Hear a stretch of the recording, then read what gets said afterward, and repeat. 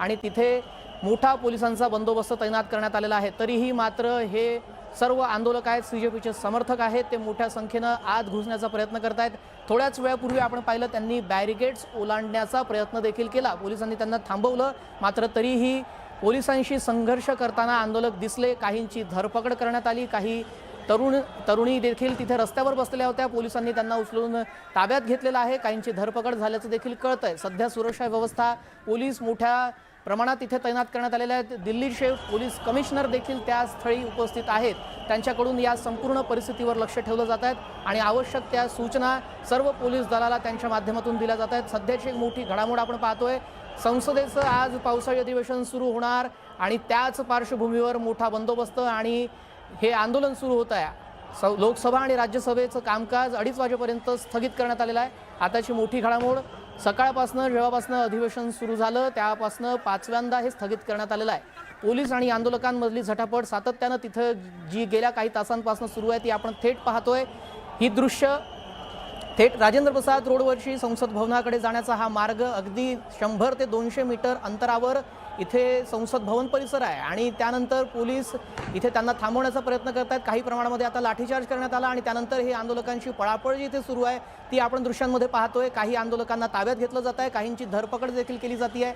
Police आणि आंदोलक यांच्यातला जो संघर्ष आहे तो आता अधिक तीव्र होताना दिसतोय आणि तो शमवण्याचा जो प्रयत्न आहे पोलिसांचा आहे, मात्र पोलिसांसमोर फार मोठं आव्हान आहे, कारण आंदोलक जे आहेत ते फार मोठ्या संख्येनं राज्यातल्या देशातल्या वेगवेगळ्या भागातून ते आलेले आहेत आणि त्यामुळे इथे आंदोलकांची संख्या मोठ्या प्रमाणात आहेत आणि त्यांना शांत करण्यासाठी पोलिसांना फार प्रयत्न करावे लागतात, कसरत करावी लागते आणि त्यासाठीच काहींची धरपकड देखील केली जाते आहे। सध्या अश्रुधुराच्या नळकांड्या देखील त्या ठिकाणी काही वेळापूर्वी सोडण्यात आलेल्या होत्या, तरीही मात्र हे आंदोलक काही ऐकेनात अशी परिस्थिती इथे झालेली आहे आणि संसद भवनाच्या परिसरामध्ये विरोधकांनी देखील यांना समर्थन देण्यासाठी त्यांनी देखील विरोध दर्शवला। डिंपल यादव देखील थोड्याच वेळापूर्वी या परिसरामध्ये मोर्चामध्ये मार्च त्यांनी काढला होता, ते देखील दृश्य समोर आलेली होती। मात्र सध्या सगळ्या आंदोलनाचं केंद्रबिंदू ठरलेलं आहे ते सीजेपीचे समर्थक, जे मोठ्या संख्येनं या विजय चौक परिसरामध्ये आणि या राजेंद्र प्रसाद मार्गावर मोठ्या संख्येनं जमा झालेले आहेत आणि ते संसद भवनाकडे जाण्यासाठी प्रयत्न करत आहेत। मोठ्या संख्येने इथे आंदोलक आहेत ज्यांची धरपकड केली जाते आहे। बसमध्ये पॅरामिलिटरीचे जे जवान तिथे थोड्याच वेळापूर्वी आले होते, आता त्या बसमध्ये या आंदोलकांना पकडून ताब्यात घेण्यात आलेला आहे आणि त्यांना या बसमध्ये डांबण्याचा प्रयत्न पोलिसांचा आहे।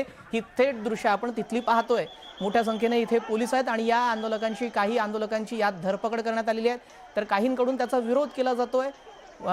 या आंदोलकांना पांगवण्याचा प्रयत्न आहे, कारण इथून फक्त 100 ते 200 मीटर अंतरावरच संसद भवन आहे आणि या संसद भवनाकडे जर हे पोहोचले तर तिथे आणखी तणाव वाढू शकतो, कारण संसद भवनाची सुरक्षा ही फार महत्त्वाची असते आणि अत्यंत संवेदनशील असा हा भाग आहे। तिथे कुणीही पोहोचू नये हाच प्रयत्न इथल्या सुरक्षा दलांचा आहे आणि सुरक्षा यंत्रणा देखील त्यानुसार इथे काम करताना दिसते आहे। हे आंदोलक जे आहेत ते रस्त्यावर इथे पोहोचले आहेत, त्यांना तिथे अडवण्यात आलेलं आहे आणि आता ते तिथेच बसलेले आहेत। त्यांच्याकडून इथे जोरदार घोषणाबाजी केली जाते आहे, हातात झेंडे आहेत आणि रोष त्यांच्या डोळ्यांमध्ये आहे। धर्मेंद्र प्रधान यांचा राजीनामा त्यांना हवा आहे आणि त्यासाठी हे आपण सध्या आंदोलन चिघळताना पाहायला मिळतंय। या संदर्भातली अपडेट घेऊयात, ताजी सध्या तिथे काय सुरू आहे। प्रशांत लीला रामदास आमचे प्रतिनिधी थेट तिथे उपस्थित आहेत। प्रशांत, सध्या आपण कुठे आहात आणि सध्या तिथली काय परिस्थिती आहे? मी सध्या राजेंद्र प्रसाद रोडवरती आहे आणि इथे आता ठिय्या आंदोलन सुरू केलेलं आहे। तरुणांनी माझ्या मागे साधारणतः 200 मीटरवरती जर बघितलं आपण तर इथे जर बघितलं 200 मीटरवरती संसद आहे आणि इथे आता निमलष्करी दल तयार झालंय, RTF तयार झालं आहे आणि पोलीस जे आहे पोलिसांनी हा संपूर्ण रस्ता रोखून धरलेला आहे आणि याचा प्रयत्न असा आहे की ज्या पद्धतीने घडामोडी होतोय या सगळ्यामध्ये प्रयत्न असा होतोय की या त्याच्यामध्ये हे सगळे जे ठिय्या आंदोलन करताना आपल्याला पाहायला मिळतंय। राजेंद्र प्रसाद रोड इथून साधारणतः 100 मीटर अंतरावरती जर बघितलं आपण तर 100 मीटर अंतरावरती साधारणतः संसद भवन आहे आणि या संसद भवनाच्या परिसरातच इथे हे सगळे तरुण येताना आपल्याला पाहायला मिळते। या सगळ्या घडामोडीमध्ये हे अत्यंत महत्वाचं आहे। जिंदाबाद जिंदाबादच्या घोषणा देखील दिल्या जात आहे आणि यांचा प्रयत्न असा आहे की संसद भवनाच्या परिसरामध्ये या तरुणांचा प्रवेश व्हावा, असे संसद भवनाकडे जाणाऱ्या सर्व रस्त्यावरती ही सध्याची परिस्थिती असल्याचं पाहायला मिळते। त्यामुळे हे अत्यंत महत्वाचं आहे की प्रचंड गर्दी आणि प्रचंड आक्रोश आणि धर्मेंद्र प्रधान यांच्या राजीनाम्याची मागणी या सगळ्या दरम्यान जर बघितलं आपण तर हे अत्यंत महत्वाचं ठरतंय की शिक्षण मंत्री केंद्रीय शिक्षण मंत्री धर्मेंद्र प्रधान यांच्या राजीनाम्याची मागणी केली जात आहे आणि मोठ्या संख्येवरती जर बघितलं तरुण आता इथे राजेंद्र प्रसाद रोडवरती एकवटलेले आपल्याला पाहायला मिळत आहे। प्रशांत, सध्या ज्या वेळेला आपण इथून मुंबईच्या स्टुडिओमधून प्रश्न विचारतोय त्यावेळेला एक सामान्य प्रश्न पडतो की तिथला दिल्लीचा जो संसद भवन परिसर आहे तो नेमका आहे तरी कसा? आपण तिथे उपस्थित आहात तर प्रेक्षकांना जरा सांगा की संसद भवनाकडे किती मार्गाने पोहोचता येतं आणि तिथे कशा प्रकारे पोलिसांचा बंदोबस्त आहे आणि कोणत्या मार्गावर सर्वाधिक संख्येने आंदोलक उपस्थित आहेत आणि कुठे सर्वाधिक तणाव आहे? साधारणतः संसद भवनाकडे जाण्यासाठी साधारणतः 6 ते 7 मार्ग आहे। एक पहिला मार्ग जो आहे तो साधारणतः पार्लमेंट स्ट्रीट आहे, दुसरा राजेंद्र प्रसाद आहे, तिसरा नंतर रायसोनी मार्ग आहे, त्यानंतर चौथा जर बघितलं तर आंदोलनाच्या दिशेने जर बघितलं आपण 6 ते 7 मार्ग जाता येतं। सोबतच विजय चौकातला एक मार्ग आहे, त्यानंतर सोबतच जर बघितलं आपण रकाबगंज रोड आहे, असे विविध मार्ग साधारणतः 6 ते 7 मार्गांनी आपल्याला साधारणतः संसद भवनाच्या परिसरात जाता येतं। असं असताना ज्या पद्धतीनं घडामोडी आहे ते जर बघितलं आपण तर हे महत्वाचं ठरतंय की साधारणतः या सगळ्यांमध्ये सगळ्यामध्ये परिस्थिती जर बघितली आपण तर परिस्थिती अतिशय मोठी आहे। साधारणतः मी ज्या भागात उभा आहे तो भाग आता सध्या राजेंद्र प्रसाद रोड आहे आणि या राजेंद्र प्रसाद रोडवरून साधारणतः 100 मीटरच्या अंतरावरती साधारणतः संसद भवन आहे।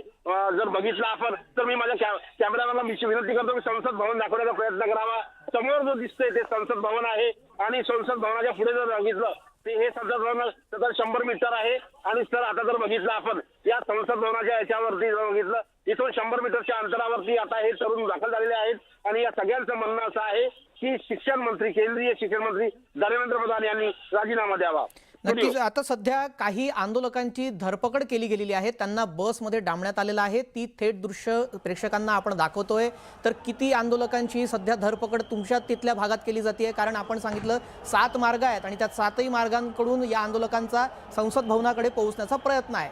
तर तुम्ही जिथे उपस्थित आहात राजेंद्र प्रसाद रोडवर तिथे कुठली धरपकड करण्यात आलेली आहे, कशा प्रकारची? साधारणतः जर बघितलं आपण तर ज्या पद्धतीनं जर बघितलं आता इथे मी सध्या राजेंद्र प्रसाद रोडवरती आहे आणि इथे या याच्यामध्ये जर बघितलं आपण तर या सगळ्या घडामोडीमध्ये हे अत्यंत महत्वाचं ठरतंय की साधारणतः आता दिल्लीत पाऊस पडायला देखील सुरुवात झालेली आहे आणि या पावसामध्ये देखील एक तरुण आंदोलन करताना आपल्याला पाहायला मिळतंय आणि या याच्यामध्ये जर बघितलं आपण तर या सगळ्यांमध्ये हे अत्यंत महत्वाचं आहे की साधारणतः तरुणांची जी संख्या आहे ती वाढताना आपल्याला पाहायला मिळते आणि या भागामध्ये नक्कीच खासदार हेमा मालिनी बोलतात। डिस्कस करना चाहिए इंस्टेड ऑफ ऐसे प्रोटेस्ट करने से तो कुछ काम नहीं होगा। और आप अगर देश के जितने युवा है एजुकेशन सिस्टम है इसके लिए हमारी मोदी सरकार हमेशा साथ रहा है, बहुत काम किया है उसके लिए। अभी ये जो आप लोग प्रोटेस्ट कर रहे हैं इसका कोई मतलब ही नहीं है। इट इज़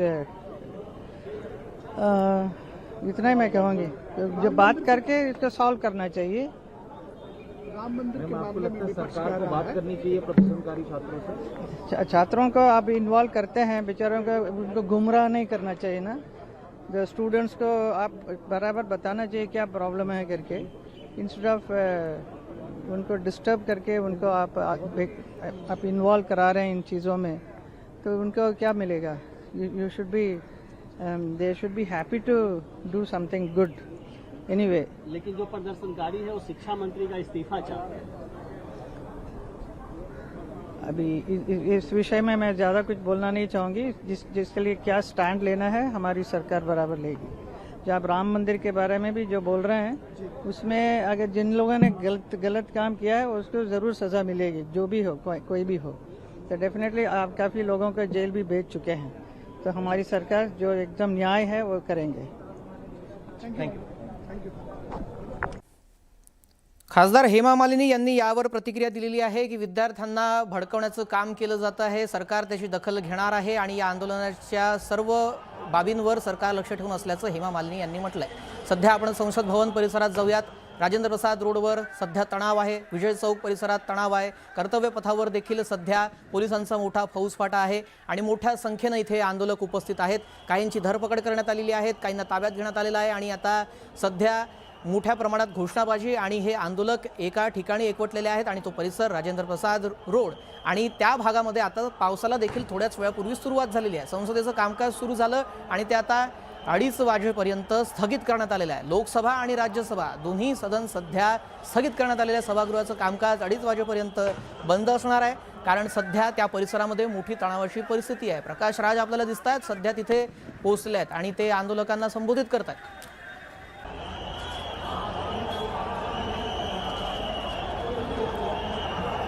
या संदर्भातली अपडेट जाणून घेऊयात आमचे प्रतिनिधी प्रशांत लीला रामदास यांच्याकडून. प्रकाश राज तिथे पोहोचलेले दिसत आहेत, ते आंदोलन स्थळावर देखील पोहोचले होते. उपोषण सुरू होतं सोनम वांगचुक यांचं तेव्हा, आणि आता ते देखील पोहोचले त्या मोर्चामध्ये. काय तिथली सध्याची घडामोड सुरू आहे? हा, खोल द्यावं.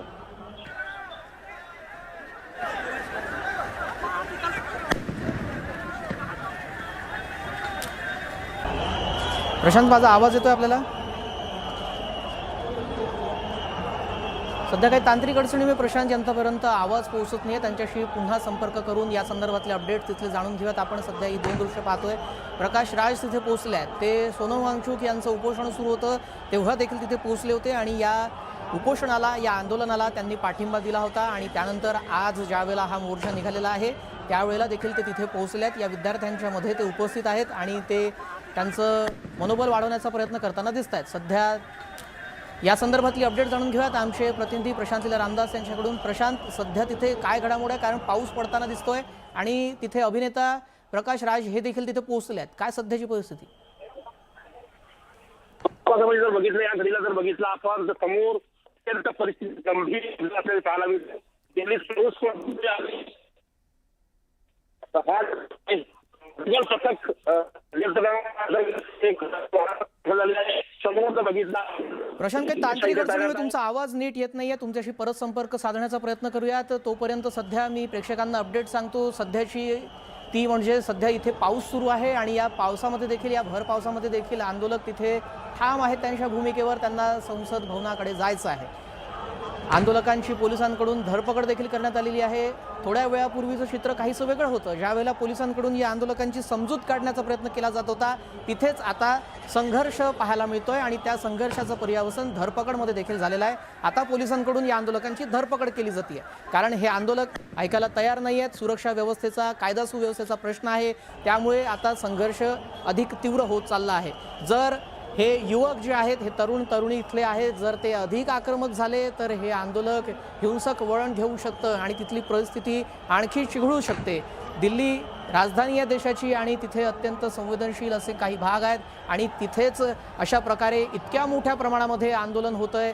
सुरक्षा व्यवस्था तिथली फार चोख ठेवणं हे पोलिसांसमोरचं आव्हान असणार आहे आणि हे सर्व युवा आहेत, सर्व सुशिक्षित आहेत, त्यामुळे त्यांना अशा प्रकारे धडपकड करणं, त्यांच्याबरोबर बळजबरी करणं हे देखील एक पोलिसांसमोरचं मोठं आव्हान असणार आहे. सध्या दिल्लीचे पोलीस कमिशनर हे देखील त्या आंदोलनाच्या स्थळी तिथे उपस्थित आहेत आणि या संपूर्ण घडामोडींचा आढावा ते घेत आहेत आणि आवश्यक त्या सूचना करत आहेत.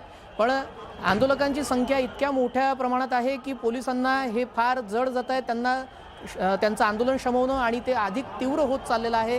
सध्या पाऊस पडतोय, या भर पावसातही देखील पाऊस झाला असला तरीही मात्र हे आंदोलक त्या ठिकाणी आहे आणि घोषणाबाजी त्यांच्याकडून केली जाते आहे. मागणी एकच आहे, केंद्रीय शिक्षण मंत्री धर्मेंद्र प्रधान यांनी राजीनामा द्यावा, कारण नीट परीक्षेत घोळ झाला, परीक्षा रद्द करावी लागली, विद्यार्थ्यांनी त्यानंतर मानसिक ताणातून आत्महत्या केली काहींनी आणि त्यांनाच न्याय मिळावा आणि ही शिक्षण व्यवस्था अधिक बळकट व्हावी ही मागणी घेऊन गेल्या 20 दिवसांपासून सोनम वांगचुक यांच्या नेतृत्वामध्ये जंतर मंतर इथे उपोषण सुरू होतं आणि त्यानंतर सोनम वांगचुक यांना तिथून हटवण्यात आलं, रुग्णालयात दाखल करण्यात आलं. त्यावेळेला देखील परिस्थिती चिघळली होती.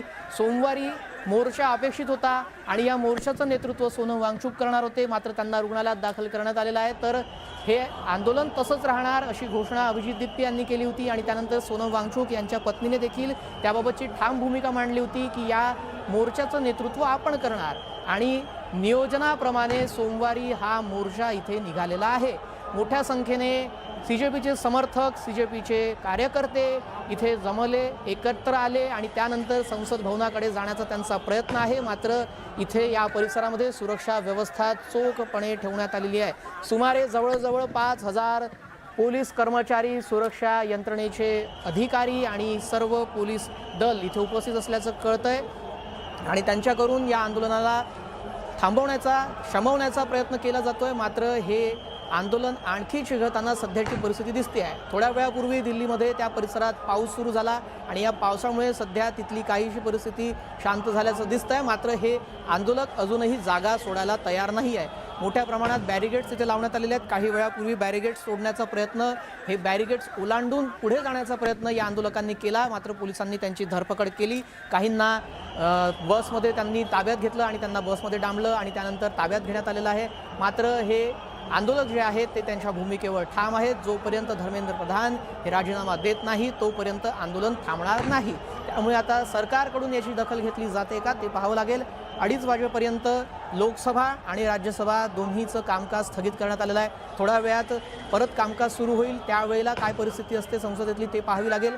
विरोधी पक्षातल्या काही मोठ्या नेत्यांनी देखील याबाबत प्रतिक्रिया दिलेली आहे. अखिलेश यादव यांनी थोड्याच वेळापूर्वी याबाबत बोलताना म्हटलं की धर्मेंद्र प्रधान यांना त्यांचा पद काढून घ्यावं, त्यांचं मंत्रालय काढून घ्यावं आणि ते दुसऱ्याला द्यावं जर ते त्यात अकार्यक्षम ठरत असतील तर.